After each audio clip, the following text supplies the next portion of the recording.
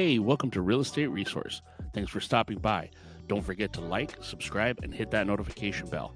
I really hope you enjoy this video. Okay, so what we want to do is, again, we're going to look at, we talked about, well, I don't know, was that 3 weeks ago or so when we did our Success 2023 training, that video. And we talked about opportunities that exist for us in 2023 and trying to create production, right? Looking where we can go and start to create transactions. And one of the things that we talked about was in that class was farming, right? Setting up a geographic farm. So what I want to do today is talk about the details of the farm, identifying a farm, going through the process of getting it set up, making sure we're doing things in the right, spending time in the right farm, and then what things we can do to start to gain market share. So that's what we're going to talk about today. And unless there's any questions, we'll get started. No problems with, everybody can hear me, right? Just want to make sure. All right, so what I'm going to do is share my screen with you guys. All right, so you guys should be seeing the geographic farm there. Little beginning of the farm. So we're going to go through those slides. Again, if you have any questions, throw it in the chat or raise your hand and I will get to you as soon as I possibly can. So let's get going. So look, one of the benefits of the geographic farm is like working with your past clients and center of influence and having a great database is the duplicability, right? Like I can duplicate, it's predictable. Once I start to create that business and start to get market share into a specific farm, I can now duplicate that business, that I can show that business every year. I can start to predict what that business, what that farm is going to provide me. And I can use that as I'm starting to look at my year every year and say, okay, well, I know what I can do from this farm and what I can get as a return. And it's important for us to have that. Now, is this going to be all of our business? Absolutely not. Just like probably your database is not 100% of your business. Right? Ultimately, we want to get to the point where the database is the majority of our business, right? Because it's easier to work with people we know than people we don't. But this is just one more funnel, right? One more way to get leads into your system, into your pool of leads, of lead generation, right? So you've got your just listed, just sold, you've got your past clients and center of influence, your database, you've got this geographic farm, you've got expireds, and in some cases for sale by owners. So we're just looking at, we have to have different ways to feed leads into our business, and geographic farm is just one of those. So let's get started. And first thing we're going to look at, obviously in our farm, is it's a commitment. Right. This is the thing with farming, just as, that work that we do with our database is we've got to commit to this long term. You've got to look at it and say, okay, this is not something that I'm going to put, a month's worth of work into and it's going to immediately pay dividends. It's not that. We're talking about an 18 to 24 month commitment to gain market share that's noticeable, right? That we're going to see some kind of penetration into the market. So you've got to be consistent in that 18 and 24 months. And if you're going to spend the time, if you're going to try to focus on it, you've got to be committed to at least that 24-month period and know that the amount of energy that I'm putting in, the marketing that I'm going to do into this neighborhood, it will ultimately return a benefit to me, but I've got to do this long term. Again, this is a commitment. This is an investment. This is us knowing that in the future, this will pay off, right? And I know there's a lot of that in real estate, right? There's a lot of, if I do everything I'm supposed to do today, I know that 3, 6, 9, 12 months, it's going to pay off. And it becomes difficult when all of your lead generation sources are, I know if I do the work, if I commit to the work, I'm going to get the payoff. But that's why we have to diversify that lead generation, right? We do the everyday, like immediate stuff, which is the just listed, just solds and the expireds. We do lead generation in those because those are immediate. We work our database because that's a longer term commitment of showing that value to get returns. And then we do have a farm that also is, the next step, that longer commitment. So again, it's having that kind of production and lead generation sources spread out into the immediate, right? The shorter term and then the long term. And this is what this is. This is long term. And that's being consistent in that long term. If I'm inconsistent over an 18 or 24-month period, I'm not going to see the return. It's going to keep extending the period of the return that I'm hoping to gain from this farm. I'm not going to see it. I'm not going to see it if I'm not consistent, which means that, again, it's going to take some dedication and some discipline to make sure that in that 18 to 24-month period, I'm putting the time in and doing what I'm supposed to do, okay? So here's what we're going to do. If you're going to commit to that now, be consistent, the dedication, the time period that it's going to take, then here's the next steps. We got to establish a farm area. Now, a lot of people will only establish the farm area based on, I live in the neighborhood, or I know the neighborhood, or I grew up there, which is great because you have to have some, for lack of a better term, leverage, right? There's got to be some connection to it. I can't just put a map of the southeast area up on a board, throw a dart and go, yeah, that's where I'm going to start working. Someplace I've never been before, don't have any history with, really don't have any connection to. So yes, the idea that I could start a farm where I live or a neighboring neighborhood to where I live, so I have some connection to it, is great. But the connection is not the only thing. We have to, if we're going to spend this time, right? We just spent the last, couple minutes talking about how it's going to take commitment, how it's going to take consistency, and it's going to take patience and dedication.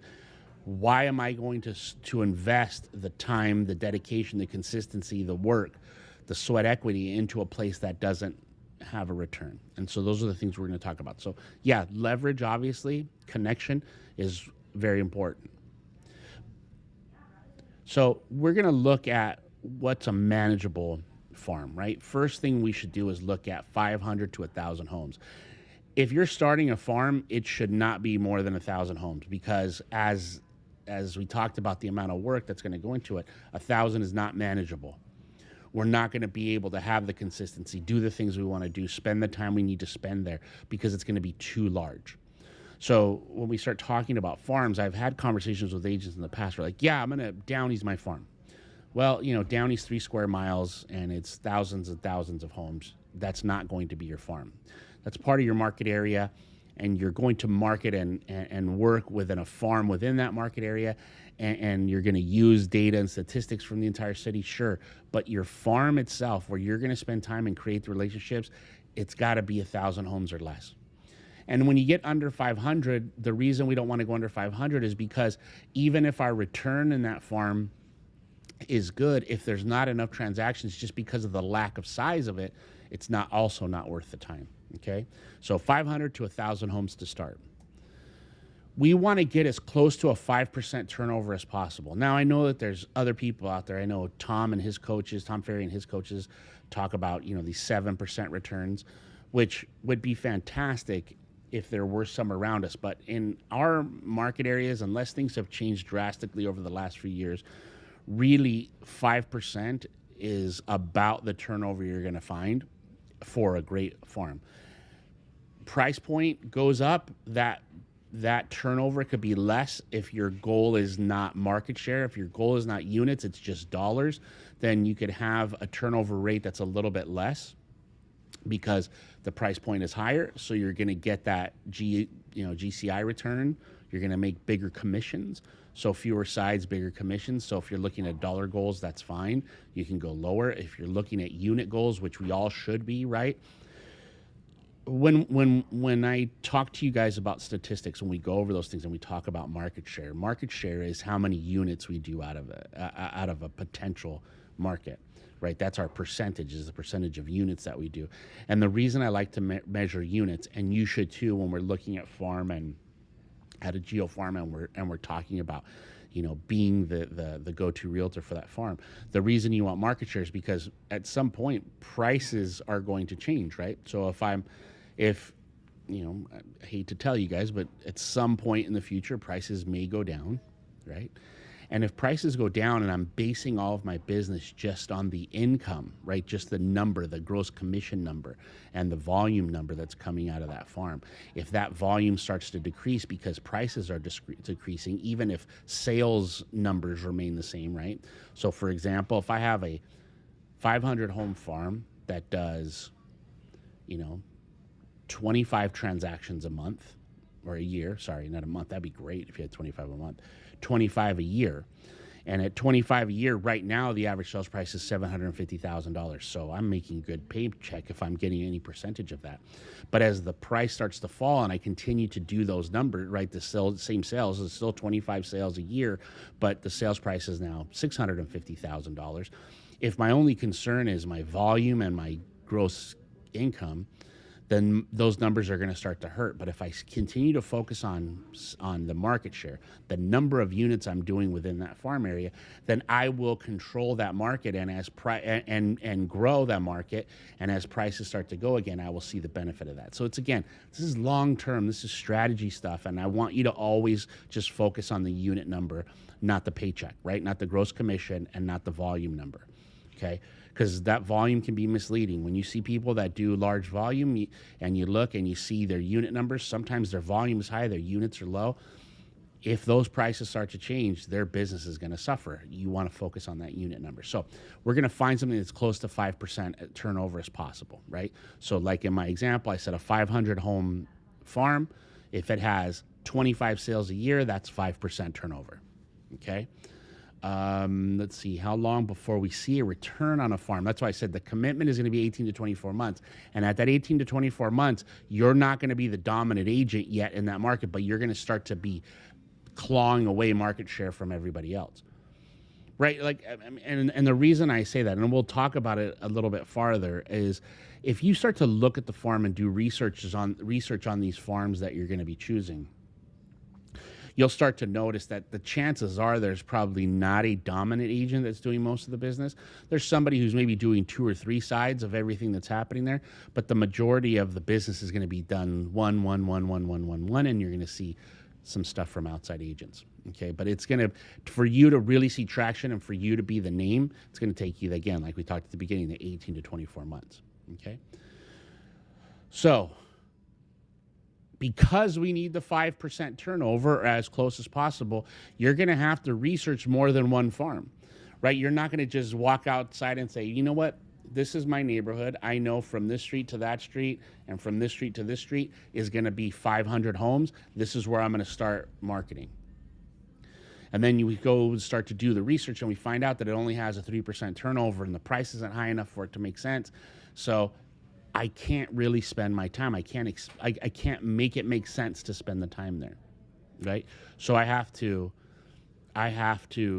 then go and find something else, which may be next door. It could be just, a neighborhood over where I still have some connection because, the people in my farm don't know how big my farm is, right? They don't know what it is.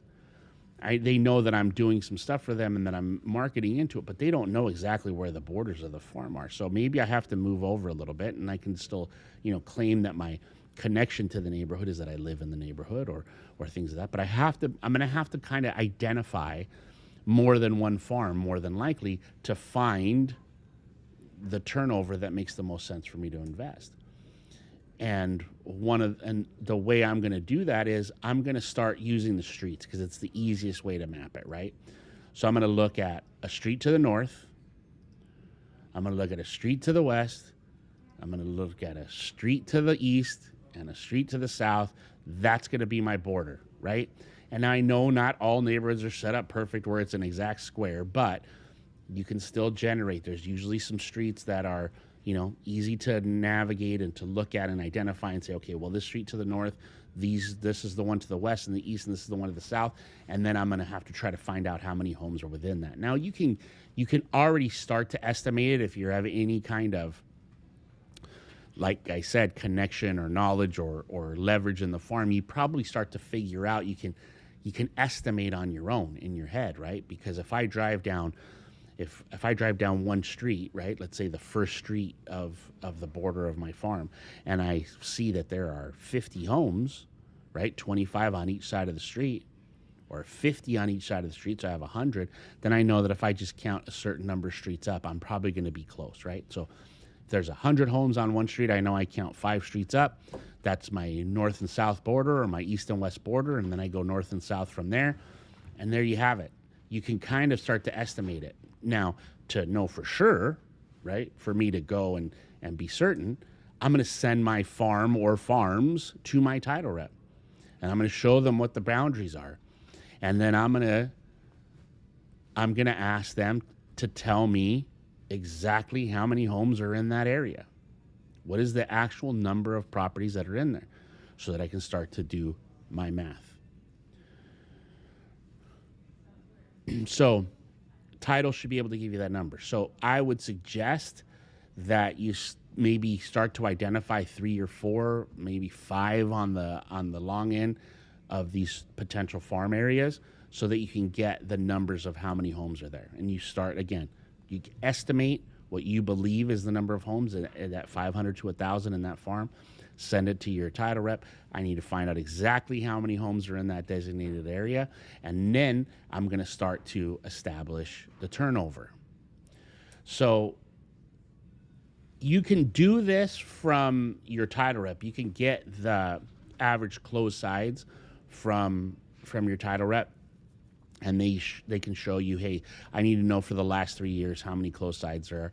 You could do it yourself through the MLS. Now, the benefit of title, if title can show it to you and give you those 3 years of closed sales, is every sale goes through title.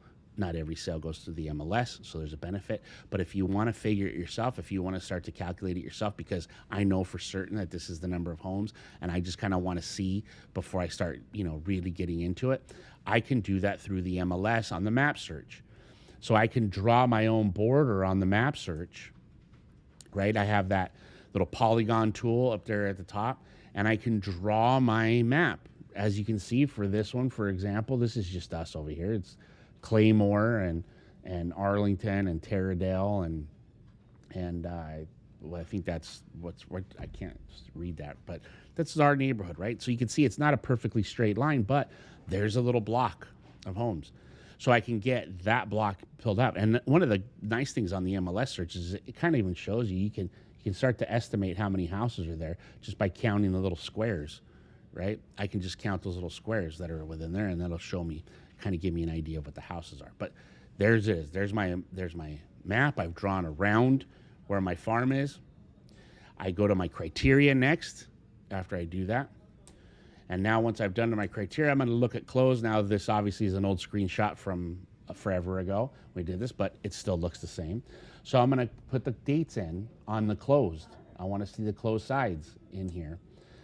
Check close for the last 3 years plus year to date. So I want the full 3 years, what's happening, 3 years. And the reason why I chose 3 years, 2020, 2021, and 2022, is because I want to see if there's a pattern, right? Like if I just go off of 1 year, let's say that last year was a bang up year, right? Then there was a ton of sales, but I don't look at 21 and 20 where there were fewer sales. I might be making a decision on limited info. So I want to get some averages, right? I want to see what's happening. So I want to get the averages from the last 3 years plus see what's happened so far year to date. We're only 1 month in, so it's going to be hard to really tell anything. If you want to do a little bit more research just because of the pandemic year in 20 and that craziness in 2021, you could go back another year or so, go 18, 19, and see if there's any pattern. What I want to do is just to see if there was one spike year and then every other year has been flat, or if it's always kind of been very similar in the amount of sides done. Okay. Now, what I want to do is also check to see what listing opportunities exist, because sometimes, even though we look at closed sides, right?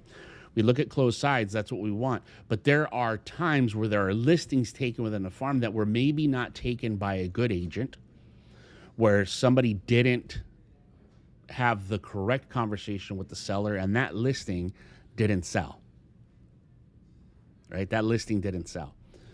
And so maybe had they had a stronger agent, listing priced right. So I also want to look at total listing opportunities. So we know that the turnover is the close sides, what we just looked at, right? And we're looking for a 5% turnover. But I also want to look at what opportunities I would have at listings, because listings, even those that don't sell, turn into other opportunities, buyer transactions, referrals, things of that nature. So I want to see what other opportunities exist for me, because again, that's going to help me make the choice. So I'm going to go here to the listing contract date, and I'm going to do the same thing. I want to check the listings for the last 3 years plus year to date. So 20, 21, 22, and how many listings so far. And I can kind of project and see if it's on pace with what we'd seen in the past 3 years. Also now in this, I want to start, as I'm looking through those closings and I'm looking through these listings, I want to start looking at the competition. I want to see any names that show up multiple times. And I can do that through the MLS. That's not necessarily something that Title's going to provide for me on who the agent was, but the MLS will. And I can start to look at the MLS and see, okay, is there anybody that did 4, 5, 6 listings here? Is there anybody that did 3, 4, 5 closings in this neighborhood? Do I know who they are? Now I can start to identify who the potential competition is, and I can start to look at who they are and what they do and what they've done to establish themselves. Okay. Somebody said, is that about 500, that farm that I showed you in the MLS search? I have no idea. I was just drawing squares so you guys could see what it looked like. So I don't know if that's 500. Probably not. It looked a little small for 500. Okay, so that's it. We've looked at all that stuff. We've established it. Questions? Any questions about that work of identifying, marking it out, working with my title rep, doing the research myself through the MLS? Anybody have questions? How often do we have to go or send to the farm? Yeah, we're going to get there. You're jumping the gun. You're putting the cart before the horse. We're working on identifying it, and then we'll get into what we do with it. Hey, Kyle, okay. I did want to mention really quick, yes. just an easy way to get the farm. If anyone goes through Total Farm with Fidelity, you can find the turnover rate for the past 24 to 36 months super quickly anywhere you want, as long as you put in the address. Mm-hmm. Okay. Well, there you go. There you go. Nice to know that there is a tool out there that will help you do it. Now, this is what I will say, though, and I appreciate that, because that's always good, because the one thing is that usually the barrier of entry for you guys is the work that you have to do, right? Is that agents want stuff handed to them, right? It's like your patience level as a human being disappears as soon as you're issued a real estate license. You want things to happen like that. So I do appreciate that exists, because that does reduce that barrier of entry for most agents. But spending the time doing the research, understanding what's happening, looking at the numbers, knowing who did the sales, right? I mean, that title app will show you how many sales were done and how many homes were in that farm, but it's not going to show you who is doing the business. And spending that time doing the research, figuring it out on your own, knowing it, being invested in it, is the same thing as we talk about, like if you pay a coach and you do those things. Sometimes the coaching for free, you guys don't take advantage of it, but when you got to pay out of your pocket, you spend the time, you have the accountability. Again, you're accountable to you. So yeah, use that stuff to start with. That's faster, right? To get those base numbers and decide the turnover. I think that's fantastic, but you still got to do this part, because if you start working a farm and you don't know what's happening within the farm, you don't know the level of competition, you don't even know if there is competition, and you don't know what that person is doing to establish the business that they're doing there, then you don't really know how to go in and market. Okay, so I think that's great. Thanks for that tip, though, Anthony. I think that's fantastic. I did not know that existed. So if that's something that you guys can take advantage of, even better. Okay, so now we've established that farm. And Darwin, here we go. This is, we're going to get to what you were looking for. What do we do with it? Well, obviously we got to market into that farm, and we've got to be consistent, right? We've already talked about that consistency piece, that we've got to be consistent, and we've got to commit to that consistency for the next 18 to 24 months. So There it is. Not only are we consistently in there, but we have to have consistency in our message, right? We have to commit to that. We have to be consistent in our message, which means that's really also ultimately becomes the hardest part for most of us as agents, because we feel like our marketing pieces, if they don't return something right away, then it was the marketing piece that didn't work, and we have to change it. And we have to we're constantly tweaking, looking for something new, trying to get that thing that's going to get people to jump. And that's not what this is. So consistency and message, consistency in the time spent. We can't do, hey, you know what, my first month I'm going to be in there all the time, and then I'm going to miss next month, and then I'm going to come back. Everything is the same. That schedule has to be the same. Whatever I start in month 1 is what I'm probably going to be doing in month 24. Now, at the end of month 24, could some things change once I've established myself? If I establish myself, absolutely. Absolutely, we can change some things. But we've got to know, again, that commitment and consistency is important, because if I don't do it, if I only do it halfway, I can't quit on it. And that's the thing, is don't start it if you can't wait the 24 months to really see the return. Now, in the 24 months, are you going to get some stuff out of it? Absolutely. You're going to get stuff out of it just because of your consistency, right? Just being in there, doing the work, putting the time in. You're going to get some stuff. You'll get some referrals. You'll find some buyers. You'll do something. Like, that stuff's going to happen. What I'm talking about the 24 months is control, is being the agent for that area, okay? But you're going to get some stuff. So let's look at how we're going to do this. First week, we're going to door knock the entire farm. And that's, again, one of the reasons why that 500 to 1,000 homes. We get more than 1,000 homes. You're not hitting every door in a week. But 500 to 1,000, you could do it. You could hit those doors in a week, right? Every door, knock on it. Are you going to talk to everybody? No. But you're going to knock every door, the entire farm.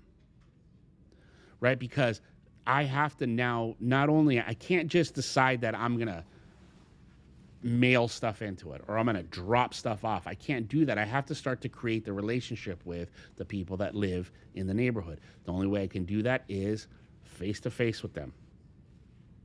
Start speaking to people, meeting people, doing things, introducing myself, face-to-face, knock the doors, the entire farm, first week of every month. First week of every month, I'm going to knock the doors. That's what I'm going to do.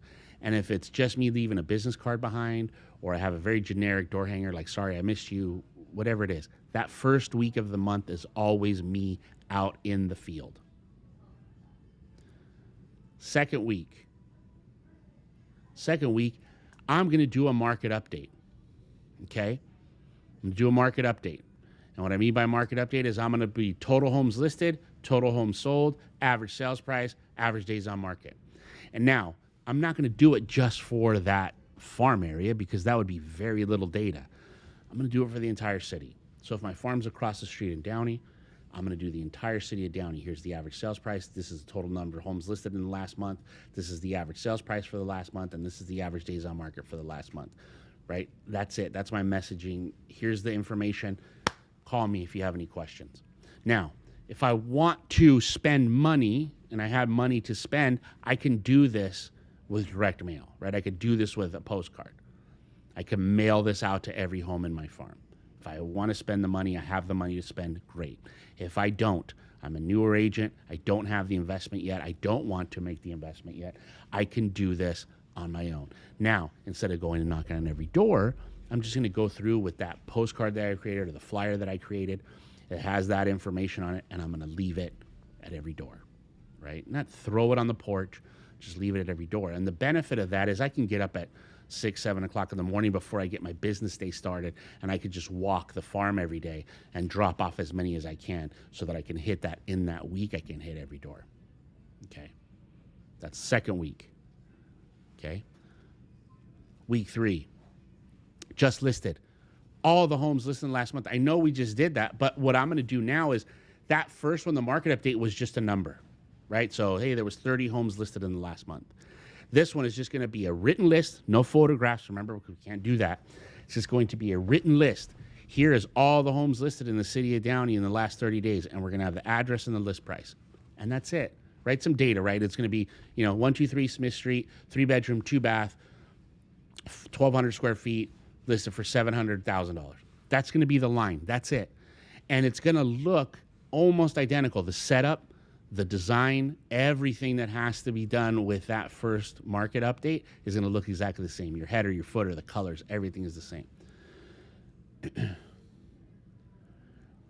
Yes, we can say market update as long as we don't put pictures of the properties. So I think you guys are confusing the issues with the CRMLS. The issue with the CRMLS is pictures. I can put market update all day long on a flyer or a mailer as long as I don't have pictures of listings. And what my previous week was market update is exactly what it is. Here is my market update. Total listings taken, total homes sold, average sales price, average days on market. There you go. There's the data. There's nothing wrong with that. Absolutely nothing wrong with that.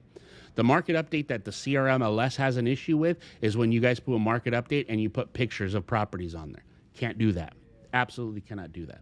So that's why my next one, where I'm all the homes listed in the last month for week 3, is just a line item of print of here's all the homes that were listed. And there is nothing wrong with that because that is just public information. And that's what I'm going to do for the 3rd week. Again, if I have the money, that goes out in the mail. If I don't, that goes as I walk through, I leave that on everybody's porch. Then finally, week 4, all the homes that sold in the last 30 days in that city. Again, the people in your farm don't know the boundaries of your farm. They know the city they live in, so they're interested in it. Now, if I can zero in around my farm, right, closer to, so maybe it's even more information that they have collected, right, or they know they're connected to, then better as long as the data exists. But if it doesn't, use the city, okay? Again, just sold, same thing as just listed. Here is a list of addresses and closed prices for the last 30 days in your city.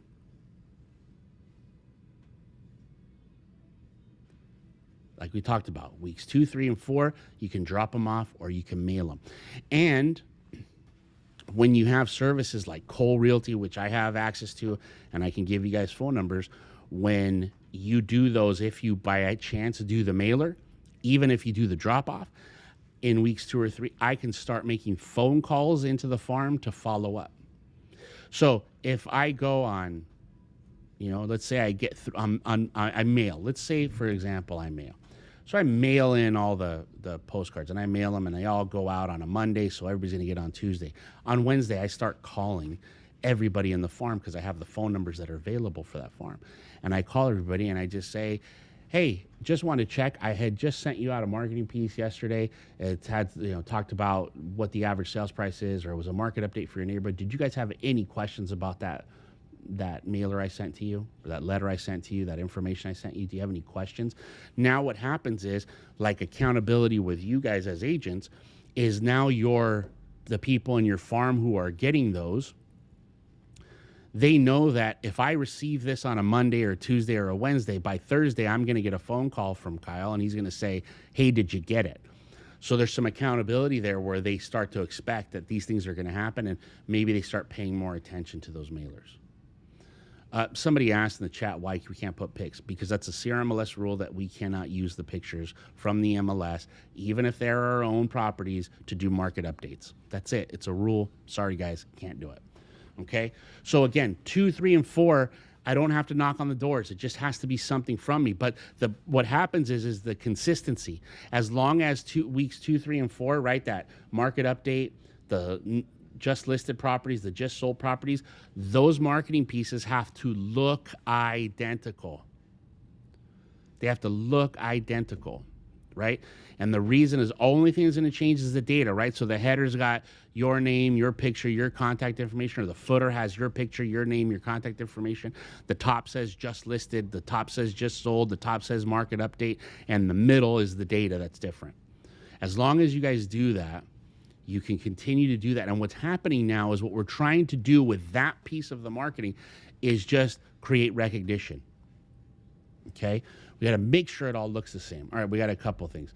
But you can use your own pictures. If I am sending a marketing piece that is a specific listing, so again, I have my farm. I want to go market directly into my farm because I got a new listing within the farm or just outside the farm. And it's my listing. I can put my picture on there. I can put a just listed flyer together or a postcard together with the picture of my listing. Yes, absolutely. If it is a listing in the office, we can put together a just listed, here it is, here is our listing with the picture. Yes, you just can't have one that says market update and have multiple pictures, even if they are your own listings. If you are your own listings and you do market update, even with your own pictures, that is also a violation. Do not do it. This is CRMLS stuff. I mean, it's taking us off topic a little bit from the farm, and I understand why you guys want to know about it because it's important, and we try to reinforce it. But this is conversations we've had a number of times about what you can and can't do. So for just sold, we do a list as well as address and sold price. Yep, the same was just listed, just sold. Here is, 1, 2, 3, 4, 5, 6. Here's the 10, 15, 20, whatever it is. 123 Smith Street, 3-bedroom, 2-bath, 1,500 square feet, sold for, $575,000. Whatever the price is, just that. Just a line item, just one line information, send that out. All that's the kind of stuff that people are going to be interested in seeing. Seriously, right? That's what they're going to want. Now, is that information that's on there going to make people change their, like, I can send stuff to people all the time, but it's not the content. And that's what we're talking about here. That's why we can't change the design. It's got to stay the same. You got to commit to what your design is, and it's got to look the same for each one of those pieces because the content isn't the point. It's not like what I put in there. I'm going to come up with some magical formula of something to say, right? I'm going to go on ChatGPT, and it's going to write me this brilliant marketing piece that's going to get people to go, I wasn't thinking about selling my house, but now that I've gotten this remarkable piece of work, I am now changed my mind. No, it's about the recognition. The recognition is the only thing. And what that means is it's repetition. Over and over and over again, they see your name, your face, your phone number, your name, your face, your phone number, your name, your face, your phone number, over and over and over and over again. Because then what happens is it sticks up here. And then when they think real estate, they think you. So ultimately what will happen is you'll start to become the person that is top of mind with them. We'll talk about that. Okay? So that's what we're looking at, that repetition over and over again, same stuff. Now, even if you get to the point where you start creating part of your database has something to do with your farm, because you're going to do that, right?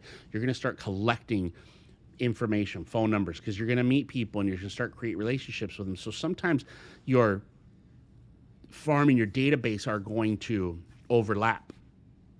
Some of the people that are in your farm are going to become part of your database. That's going to happen, right? Either they're going to be past clients or just the relationship that you create with them. They're going to give you a referral. They're going to be your center of influence. Something's going to happen where they're going to become part of your database, and your database stuff needs to match. If the marketing pieces, the stuff that's going out, right, that you're emailing them is different than the stuff that you're mailing them or leaving behind, it's not going to feel the same. It's not going to have the same weight. So try to keep your colors the same, your design scheme similar, okay? Can I repeat number 2 of the marketing list, right? It's a market update is week 2, right? Week 1 is door knocking, week 2 is a market update, week 3 is just listed, week 4 is just sold, and then we repeat the whole process. Or it could be whatever order you want. Hey, week 1 I door knock, week 2 is just listed, week 3 is just sold, week 4 is market update. It's up to you. There's no wrong way to do the list. I was just the way I put the list together. So any of those other 3, weeks 2, 3, and 4, they're interchangeable. But don't change the order. Don't the first month send, market update, listing, sold, and then the next month, listing, sold, market update, and then the next month, sold, listed, market update. Then again, back to market update, listings. Don't switch it up. Remember the consistency, right? So consistency in the look, consistency in the data delivered. It just, those people start to expect it. Like, oh, hey, it's, first week of February, I should be getting my market update information. Or it's, last week of the month, I should be getting how many homes sold, okay? So keep it consistent. Okay, questions. Oh, I see somebody has hands up. So go ahead, Omar, I see your hand up. Are you not? Yeah. Hey, what's up, Kyle? Go I ahead. think you already. Sorry, I forgot to put my hand down. Oh, I think you already answered the question. My question was just regarding the market update flyers and stuff like that. So you yeah. said no, just so I could make it so I can understand. It's no pictures at all, right? Not No. even like listings. If the flyer says market update on it, it is no pictures at all. Okay. Anything else? Like if it says something else, it's okay. Like I said, if it says market update and it's just information like that, like it's average sales price, total homes listed, total homes sold, averages on market, there's nothing wrong with that. If I want to put out all the homes listed in the city of Downey and it's just a written list, it's no pictures, nothing, well, you're cool. You're fine. Okay? Cool. All right, thank you. Jesus, you have your hand up. Did I answer Hi, your Kyle. question Two questions. No, two questions. Mm-hmm. One of them is, let's say on the fourth week or the third week, we decide to go just listed. On my farm, there are only 5 houses for sale. If I go independently and take pictures of those houses with my phone, no, not even. No, absolutely not. No pictures. No pictures, period. Not even no my pictures. own. No pictures. Unless it is your listing and you're sending out a thing that says just listed, my listing with the pictures. And even then, it's not supposed to be the MLS pictures. It's supposed to be the pictures that you paid for or whatever. No pictures. If you're using any other listings, if you're giving data about other people's listings, no pictures, period. Zero. None.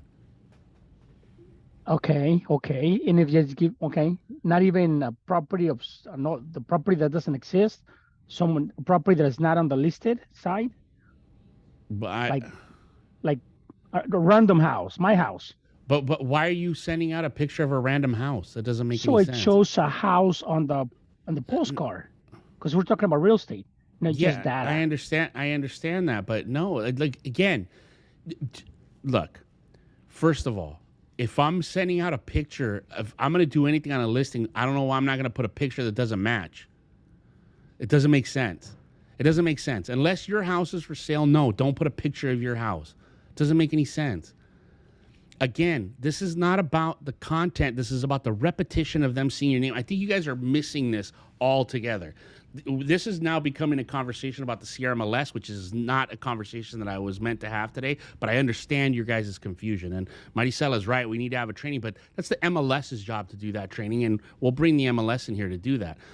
The issue is that what we're trying to establish here is not about, this is not what the best marketing piece is. It's about the consistency of them seeing something from you. And I promise you, if you have your picture and it says market update on it and it doesn't have a picture of a house, they're not going to go, oh, there's no house on this. This must not be about real estate. Come on, guys, stop. We're talking about the silly things here, but it has to have a picture of a house on it to be a marketing piece. That doesn't make any sense to me. Zero. But I understand what you're saying. No, just don't take pictures of random houses and put them on your advertising. That would be my suggestion. If you want to take a picture of a random house that has nothing to do with the house that's for sale, I guess I can't stop you from doing that. But I wouldn't. Okay? Just period. Okay. So let's look at what else I can do in that, because what's happening now is not only do I have to get them to be top of mind, but I got to get them to like me. So I got to do some event-based stuff too, right? Now, what that could mean is things like mega open houses. Now, if I have my own listing in there, I'm going to do, an event open house, which means I'm going to promote it. I'm going to make a big deal out of it. I'm going to have it more than just, hey, come in and check out the house. I'm going to do maybe some pre-open house. I'm going to do stuff for just the neighbors. Hey, listen, we're having an open house from, 12 to 4. And at this house, 12 to 4, we're going to have for the public. But from 11 to 12 or from 10 to 12, I'm going to have a special thing for just the neighbors. So if you live in the neighborhood, you can come in a little bit earlier. And maybe I do something special for them. I have a little bit of food or coffee or something that's specific just for the neighbors. Or I just include everybody and I do something huge. I have something like I have a taco guy or I have an ice cream truck, or I do something that draws people in to make it an event for that open house. Because once I do that and the people in the neighborhood see that this is what I do for the houses that are listed, it's going to make a difference. Okay? Now that's your listing.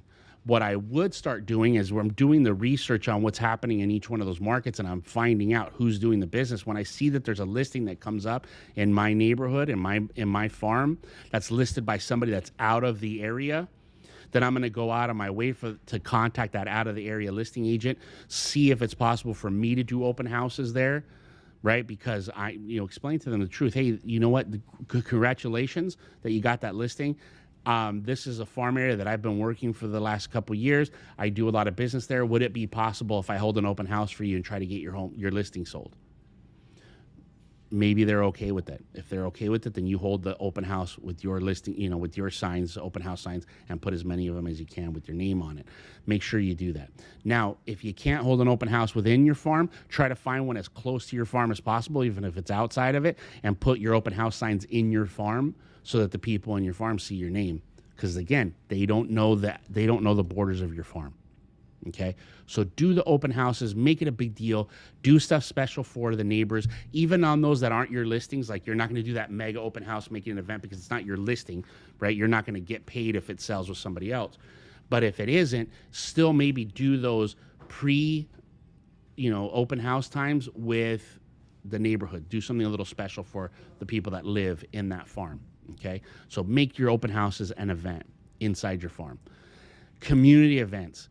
Plan yard sales for everybody, right? I know it sounds like really outdated and old, but like, hey, putting on those garage sale signs and do all that stuff. I promise you, people take advantage of it.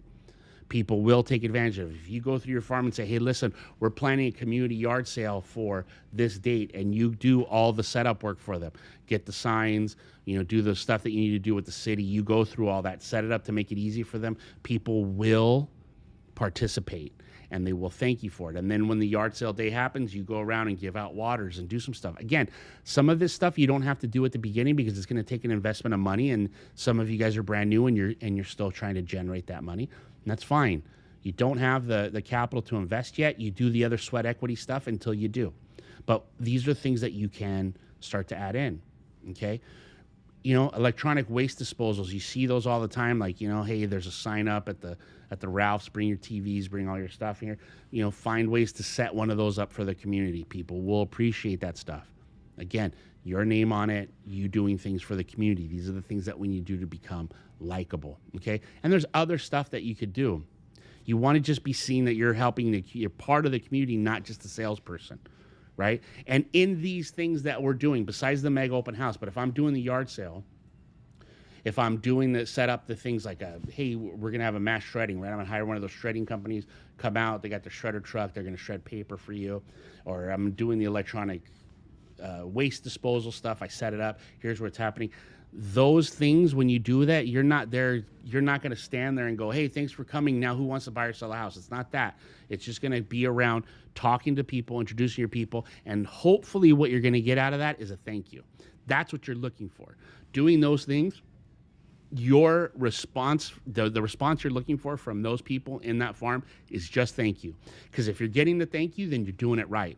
Because now what they're looking at is they see that you are now becoming a part of the community, that there's some value in there. And ultimately, like that law of reciprocity we talked about, you keep providing value, they're going to feel more connected to you and likely to give you the referrals or to give you the business or to you. It just helps you. It helps you in that connection with the people in there. Now, what you can do, too, is just like we talked about with our past clients and center of influence, our database, having those educational events every couple of years. You guys have a perfect opportunity for a free space right here in the office where we can fit, 120, 130 people plus in our training room. And for those of you guys watching this video that don't work for All Stars and you're out there, there's places that you can go, community centers, places you can set these up. Do the educational events and not only have your past clients and center of influence, but invite the people from your farm to the educational event, right? So if I'm going to do, like I see Carmen Enrique here doing, like an estate planning seminar here. If they had a farm, they could send out that invite to those people in the farm too. Hey, please come to my office. Come, we're doing an estate planning event. You start to combine them. Now what happens is you get to see your past clients and center of influence are going to see the people that do show up from your farm. Your people from your farm are going to go and see again you being valuable, competent by offering them something that's important to them. Again, value for value. Okay? Does that make sense? Do you guys have any questions about this stuff, this part of the farm, this marketing part that we kind of, usually it just turns into a very transactional relationship on our farm, is knocking on the door, leaving on the flyers, right? Doing that stuff. This is, again, now I got to create some likability in it, like what I do with my database, right? That competency and character stuff that we look for, that balance. Farms, we're doing a lot of competency stuff. I think we've got to carry into that character piece like we do with our database. And these things, inviting them to the educational events, doing those community-based events like yard sales and waste disposal and things like that, that's the stuff that's going to get the character side really up and running and going. And then we don't want to forget stuff online, right? Why can't we create a community website? Right? We could do that. Websites are inexpensive. They're easy to build. They're easy to host. I could have a community website that has all of the stuff that's happening, right? The Little League tryouts, what's on the calendar, when does the city council meet, like information for there. Let people have a place to talk. It could, right, have a comment section, put some things in that, or create a community Facebook group, right? So here is my farm. You can name it whatever you want, right? Sometimes people do their farms within subdivisions that have names. Some of them obviously don't around here, but you could create an area. You can make it, and you can advertise it on your marketing pieces, put it on your business card, things that you do, and say, hey, look, there's this community Facebook group that if you guys need to go there, I want you guys to be a part of it. What it's going to do is have information about what's happening here in the town, in your neighborhood, in the city, right? Give them a place to go, okay? And make it the go-to place for community info, not a sales landing page, right? Like that Facebook group or that website that's about that community that you're trying to get, don't have on there about sales and your listings and all that stuff. That's not what it's for. You're not going to advertise your listings on the Facebook group. You're not going to advertise your open houses on the Facebook group. That's separate. This is a community page. This is for the people that live in that community. So keep the sales out of it. This is a character part of it, not a competency part. Okay? We got to get the aim of you being likable and relatable. That's the thing. That's for them. So you're gonna work on the competency stuff, how good you are as a realtor with your marketing pieces, with the door knocking, with the open houses, right? The other thing is going to be the yard sales, the websites, the Facebook groups, the other community events, the educational things that you're doing, right? The educational will have a little bit of a competency thing to it, but it's also going to create a character piece because you're giving them information outside of just selling their house, okay? And with all that stuff pulled together, tied together into one package and done consistently, you become top of mind. And that's what we're looking for. We're looking for that top of mind, where when somebody says anything to them about real estate, they think of your name. That's what we're looking for. That's all we're looking for. And when we do that, when we become top of mind, when we're synonymous with real estate, then we get the dominant market share. That's our ultimate goal. And that's what we're working towards. Again, this is a commitment. This is a commitment, guys. So it's a lot of work and it's a lot of time spent, and it's gonna take some energy to put it in there. And we could do all of this stuff and still have our other pieces of expireds and just listed, just solds, and all those things. We could still do all of that stuff. But this is going to take some commitment over a certain period of time to really become that go-to person. Okay? Questions? Anybody have any questions about anything we talked about? No? Kyle, do you? Yes. Sorry, No, it's okay. do you Go ahead. have marketing samples, or should we also be printing like postcards with the specific people, or should we do them like in flyers and here at the office? Like, what do you recommend? Look, I think that ultimately, as people begin this stuff, they don't have, most of us don't have won't have a ton of money, capital, right, to invest into it. So do the best quality you can for what you can provide, right? So at the moment, if all I can do is flyers, okay, I got to make sure they're on as good a paper as I possibly can, color, right? Flyers, and I'll do the flyers. And then as I graduate, then maybe my investment becomes the postcards. If you have the money to go right to postcards and have a company like, Rapido or whatever other printing companies exist out there, if you have the ability to have somebody design, print, and prepare those things for you, even better. Because ultimately what happens is that's your brand, right? And so you've got to make sure that it doesn't want to be a black and white on a piece of crappy paper and that's all I leave behind, right? You got to keep in mind that ultimately that's what they're going to relate to you. So try to, with as little money as you can at the beginning, if you need to invest, just try to make the quality as good as you possibly can afford. So that would be my suggestion. So quality as good as you could possibly afford as you start. So if that means you can afford postcards, go for it. Go do it. If you can afford to have somebody do that for you, right? Hire one of those companies that does all the mailers and everything for you. You just pay them and they do it all. Great, do it if you can afford it. If you can't, you got to start just like everybody else, right? With that sweat equity, but just do the highest quality you can at that beginning, whatever it is you can afford. I hope that answers. But I don't have any specific samples of what a marketing piece looks like. Just you guys can. My thing was just, this is the information that should be shared. How you design to market it is going to be different for everybody else because you're going to have a brand that you're creating, because ultimately that's what you're doing here in this farm is you're creating a brand, right? And I know that that's not, when we talk about real estate, we don't really talk about that part. We talk about the salesperson part of it, which is super important because you guys have to have sales skills. It doesn't matter how much marketing you do if you can't answer people's questions and guide them in the right direction and be a professional salesperson and realtor for them and do those things. It won't matter how much money you spend on your marketing because you're going to just drop the ball at the end. So the sales skills and having a system and doing those things and working with buyers and sellers is super important.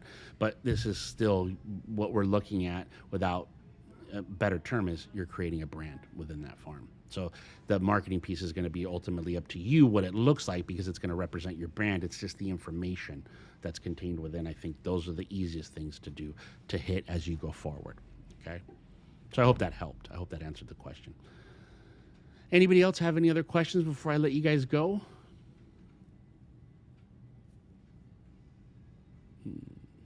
No? All right. Well, I appreciate you guys coming and listening to me ramble on about the geo farms. We're going to continue these lines, right? This what I now changed from fundamentals to RE knowledge base, and I'm hoping that this is building a knowledge base for all of you guys. It looks like Jesus has another question, so go for it, Jesus. Of course, Kyle. One for the road. Yes. So can we start off with 2 farms since we deal with a couple of cities at the same time? I mean, I wouldn't, and this is not because I don't think that's not worth. I just think the time to commit to 2 farms, to 2 different 500 home farms. I mean, if you're going to do it, 500 homes maximum each one of the farms. Now, if I'm going to do 2 separate farms, there better be some kind of, for lack of a better term, synergy between those 2, whether one is a move up area for the other or, vice versa. I don't know. It just seems it's like it's a lot of work for 2 places. I think it's probably going to take longer to penetrate if I'm splitting my time between 2 separate places than if I just focus on one place. So, I mean, I would advise against it, but I wouldn't say absolutely not. Thank you. Appreciate it. No problem. Anybody else? No? Great. I'm so glad you guys were here. Hopefully this is something that you guys can take, put into practice, start building again from the beginning, just with the sweat equity that you can, and then really turning it up and